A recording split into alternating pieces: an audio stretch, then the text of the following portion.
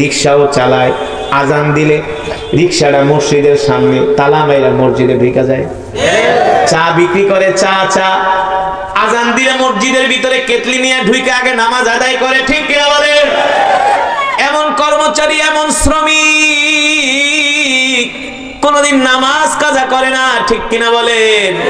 যা বেতন পায় হালাল টাকা দিয়ে এই পরিবারকে চালায়, মাসের 15-20 দিন ভালো মতো চলে, 20 দিন পরে আর বাজার চলে না, ডাইল আর আলু ভর্তা খায়, কিন্তু মানুষের কাছে বলে না, মানুষের কাছে বলে না, কষ্ট করে চলে, কিন্তু নামাজ ছাড়ে না, আল্লাহর হুকুম ছাড়ে না, আল্লাহর বিধান ছাড়ে না। আল্লাহর নবী বলেন অসহায় জান্নাতে যাবে, অসহায় গরিব দুর্বল মানুষগুলো সবার আগে জান্নাতে যাবে। যাদের দুনিয়াতে টাকা নাই, পয়সা নাই, ঘর নাই, বাড়ি নাই, একেবারে নিঃস্ব, সহায়, সম্বলহীন, কিন্তু যারা আল্লাহর হুকুম ছাড়ে না তারা আগে জান্নাতে যাবে। আল্লাহু আকবার। এই জন্য যারা গরিব তারা কখনো মন খারাপ করবেন না, ঠিক কিনা বলে? আপনাদের জান্নাতের সুসংবাদ দিয়েছেন আল্লাহর নবী, খুশি নাকি বেজা? জোরে বলেন, খুশি নাকি বেজা? ওই গরিব একটা কম্বল মুড়া দিয়ে শীতের দিনে ঘুমায় না, একটা কম্বল টান দিলে ভালো করে পাও ঢাকে না, পাও ঢাকলে মাথা ঢাকে না, ঠান্ডা লাগে না, ফজরের আজান দিলে ঘরে থাকে না, আজান শুই না, সালাতু খায়রুম মিনান নাও, মসজিদে জায়গা নামাজ পড়তে, ইমাম সাহেবের পিছনে জামাতে নামাজ পড়ে, মসজিদে বসে ইশরাক পড়ে না, জিকির করে, আবার ঘরে আসে, আলু ভর্তা ডাল যা থাকে তা খায়, আবার কাজে চলে যায়, ঠিক কিনা বলেন? আর যারা বড় লোক তারা 3-4টা কম্বল মোড়া দিয়া ঘুমায়, সকাল 10টা বাজে ওইটা বিড়ি টানতে টানতে বাথরুমে যায়, ঠিক কিনা বলেন? কথা বাস্তব নাকি অবাস্তব? সত্য নাকি মিথ্যা? রাসূলের সাহাবী জুলাইবিব গরিব মানুষ, সব সময় নবীদের কাছে পড়ে থাকে, নবীজির ছাড়া কোথাও যায় না। আল্লাহর নবীর মজমার ভিতরে জুলাইবিব থাকে প্রথম কাতারে, জুলাইবিব থাকে প্রথম কাতারে, জুলাইবিব থাকে প্রথম কাতারে। আমি একটা মসজিদে 9 বছর নামাজ পড়েছি রহিম মেটালে, সেখানে অনেক শ্রমিক ভাইয়েরা ছিলেন, তেজগাঁও, বুঝলেন নাই? কোথায়? নাবিস্কো, তেজগাঁও, ওটা ইন্ডাস্ট্রিয়াল এলাকা। তো অনেক শ্রমিক ভাইরা ছিল, সেই উত্তরবঙ্গ থেকে আসছে। জিজ্ঞেস করতাম বেতন পান কত? ওই আমলে হুজুর 5,000 টাকা বেতন পাই, 7,000 টাকা বেতন পাই। সব সময় মসজিদে পড়ে থাকতো।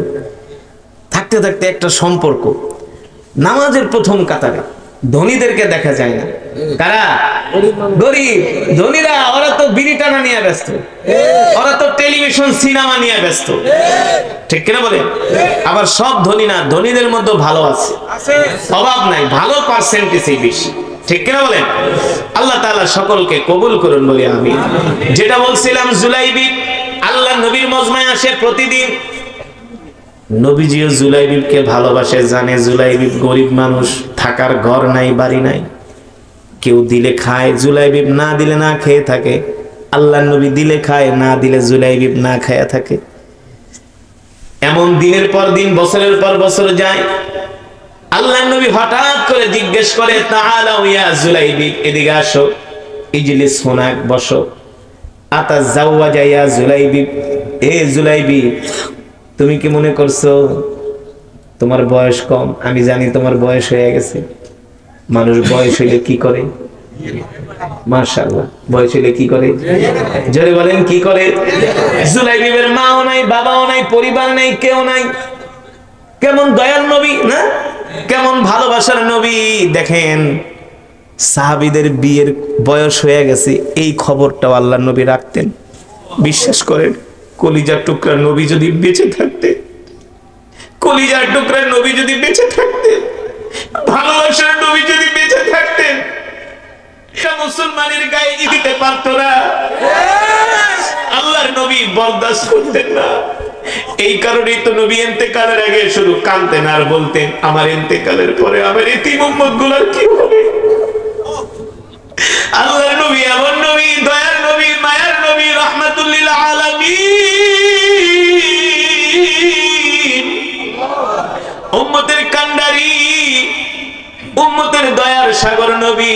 আল্লাহ তাআলা যেই নবী সম্বন্ধে বলেছেন, ওয়ামা আরসালনাকা ইল্লা রাহমাতাল লিল আলামিন।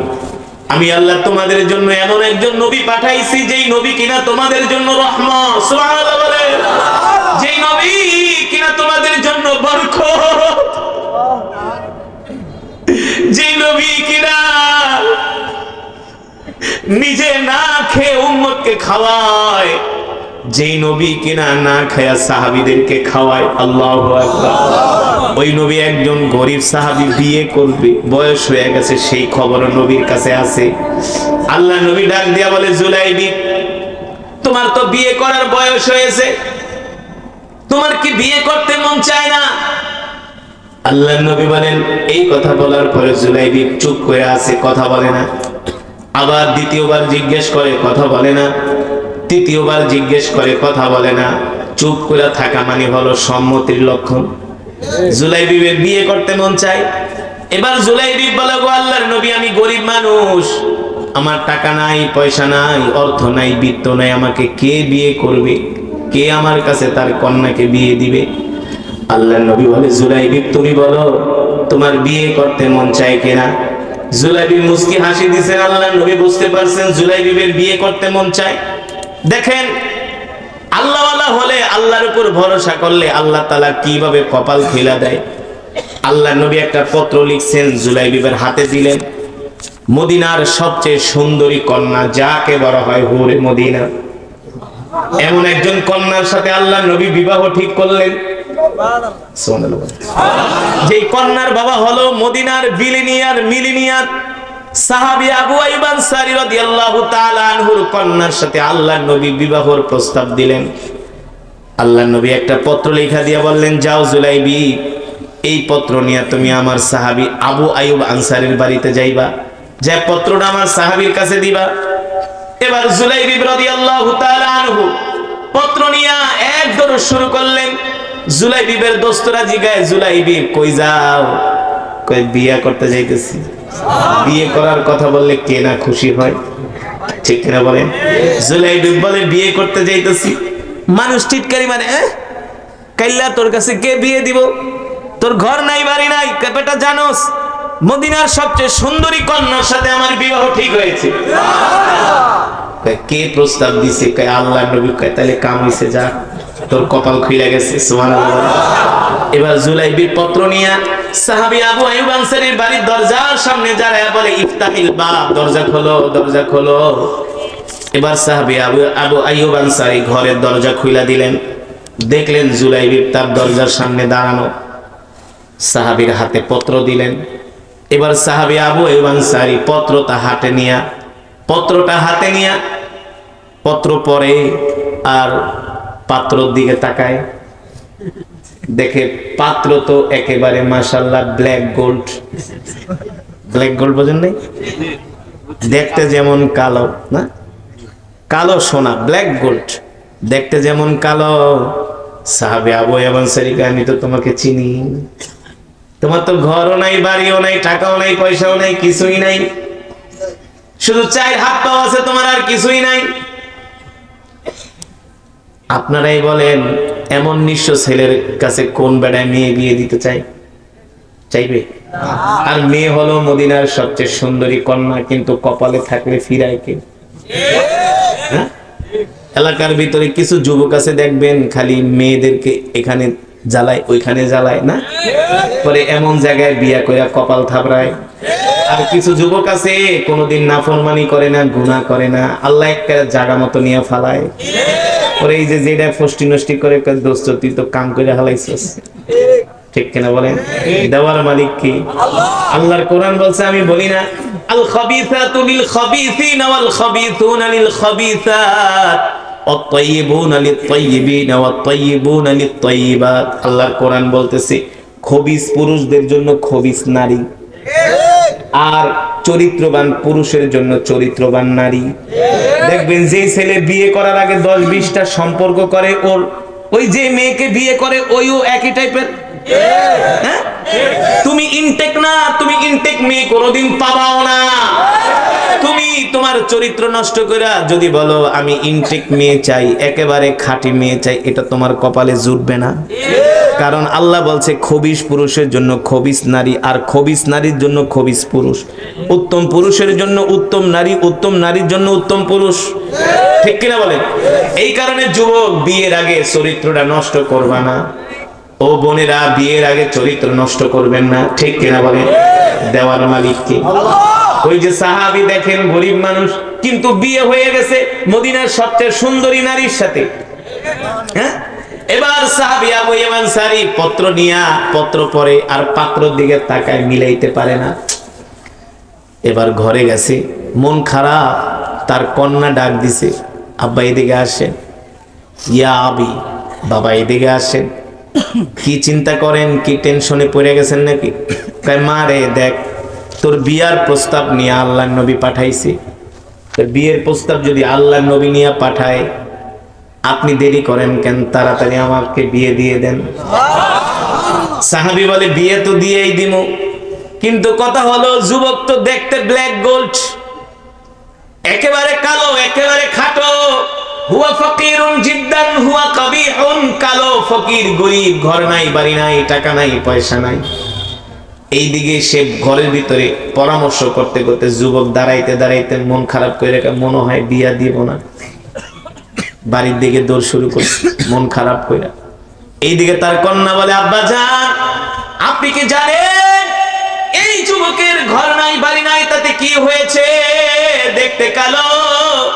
এই যুবকের সাথে দুনিয়ার কোন সাধারণ মানুষ বিয়ের প্রস্তাব দেয় না। এই যুবকের সাথে আমার বিয়ের প্রস্তাব দিয়েছেন রাহমাতুল লিল আলামিন। এই প্রস্তাব বাবা ফিরিয়ে দিবেন না। তাড়াতাড়ি যুবককে ডাক দেন। আল্লাহু আকবার। এবার যুবককে ডাক দিছে। সাহাবী আবু আনসারীর কন্যা বলে, বাবা, এই যুবককে শুধু আমি বিয়েই করব না, এই যুবকের খেদমত করতে করতে আমি আমার জীবনটারে কোরবানি করে দিব। জোরে বলেন সুবহানাল্লাহ। কপালে থাকলে ফিরায় কে? না, নসিবে থাকলে কেউ ফিরাইতে পারে নাকি? আরে আল্লাহ যদি আপনার কপালে রাখে, দুনিয়ার সারা পৃথিবীর মানুষ ষড়যন্ত্র করেও আপনার কোনো ক্ষতি করতে পারবে না। ঠিক কিনা বলে? ওই সাহাবী জুলাইবি মনের কষ্টে বাড়ির দিকে রওনা শুরু করছে। আর সাহাবী আবু আনসারী ডাকে, এই যুবক, আসো আসো। কি হইছে? যাও কে? মন খারাপ? এতক্ষণ দাঁড়ায় রয়েছি, কোনো রেসপন্স নাই, পাত্তাই দেন না। মনে করছি বিয়ে দিবেন না, বিয়ে দিব না মানে যাও, তোমার সাথে আমার কন্যার বিয়ে হবে, তুমি আমার জামাই হবা, বিয়ের আয়োজন করো। আল্লাহু আকবার। এবার যুবকের খুশি কারে কয়? দৌড় দিয়ে আল্লাহর নবীর বাড়িতে গেছে। নবীজি কয়, কি খবর? বিয়ে তো ঠিক। আল্লাহর নবী কইতে, যাও বিয়ে করো। তবে নবীজি, বিয়ে যে করব, বিয়ে করতে কি লাগে? কি লাগে? ওগো আল্লাহ নবী, বিয়ে তো করব, টাকা নাই, পয়সা নাই। আল্লাহ নবী বলে, যাও আমার জামাই উসমানের কাছে যাও। উসমান ইবনে আফফান রাদিয়াল্লাহু তাআলা আনহুর কাছে গেলেন। হযরত উসমান ইবনে আফফান মালে ধনী, উসমান গনি, তাকে কিছু অর্থ দিলেন। এই অর্থ দিয়া বিয়ের বাজার করার জন্য মদিনার বাজারে গেছে। মদিনার বাজারে যায় বিয়ের বাজার করতেছে। যখন কিছু বাজার সদাই করা হয়ে গেছে, একজন যুবক ঘোষণা করতেছে, এ মদিনার যুবকেরা, তোমরা এখনো কি ঘরে বসে আছো? এখনো কি ব্যবসায় বসে আছো? আল্লাহর নবী তোমাদেরকে যুদ্ধের ময়দানে ডাক দিছে, তাড়াতাড়ি করে যুদ্ধের ময়দানে চলে আসো। জোরে বলেন সুবহানাল্লাহ। তাড়াতাড়ি করে যুদ্ধের ময়দানে চলে আসো। জুলাইবি মনে মনে ভাবে, আহারে, এখন যুদ্ধের ডাক চলে আসছে, আল্লাহ নবী যুদ্ধ করার জন্য ময়দানে যাবে, আর আমি বিয়ে করব, এটা হইতে পারে না। আল্লাহ নবী যুদ্ধ করবে আর আমি বিয়ে করব, এটা হতে পারে না। এ যুবক, এবার জুলাইবি রাদিয়াল্লাহু তাআলা আনহু তার কাছে যে অর্থ ছিলেন, সেই অর্থ দিয়ে একটা ডাল আর তরবারি কিনলেন। সুবহানাল্লাহ। ডাল আর তরবারি কিনে যুদ্ধের ময়দানের দিকে রওনা হয়ে গেলেন। জুলাইবি মনে মনে ভাবে, আল্লাহর নবী যদি আমাকে দেখে, তাহলে আমাকে আর যুদ্ধের ময়দানে যেতে দিবে না, আমাকে পাঠাবে বিয়ে করতে, যাতে আল্লাহর নবী আমাকে না চিনে। এই কারণে জুলাইবি মুখের মধ্যে একটা কালো কাপড় বাঁধলেন, যাতে নবীজি চিনতে না পারে। সাহাবীরা চিনলেই তো বলবে, আল্লাহর নবী জুলাইবি বিয়ে না কইরা যুদ্ধে আসছে। আল্লাহর নবী তখন বলবে, না, আগে বিয়ে করো। সুবহানাল্লাহ বলে।